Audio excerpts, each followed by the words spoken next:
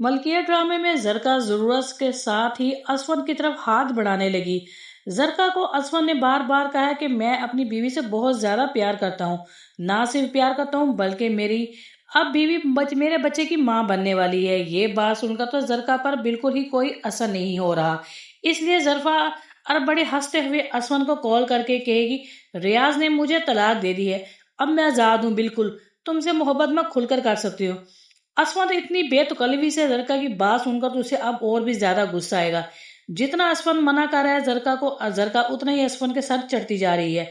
असफन को जब इस हकीकत का पता चलेगा कि जरका ने उसके साथ झूठ बोला है कि वो अपने घर में दुखी है, उसका शोहर उसकी तरफ ध्यान नहीं देता, जब सोहा ये सारी बातें असफन को बताएगी तो उस पर असफन को जरका को और पे भी गुस्सा आएगा और वो जरका से साफ कह देगा, तुमने बहुत बड़ी गलती की है अपने दूसरे शोहर से तलाक लेकर, जबकि वो शोहर तो तुमसे मोहब्बत बहुत करता था, तुम्हारा ख्याल करता था, यहाँ तक कि तुम्हें लेने के लिए वो तुम्हारे घर भी आया था और तुमने धक्के देकर उसे घर से निकाल दिया।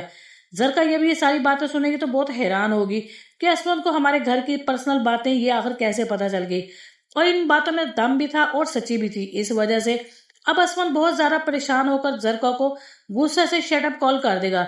जरका अब और भी ज्यादा परेशान हो जाएगी कि उसका कोई वार भी असफन पर काम नहीं कर रहा था। इसीलिए जरका गुस्से से फोन बंद करते हुए अपनी कोशिश को जारी करेगी, मगर उसकी कोशिश हर हाल में ही उसके काम नहीं आएगी।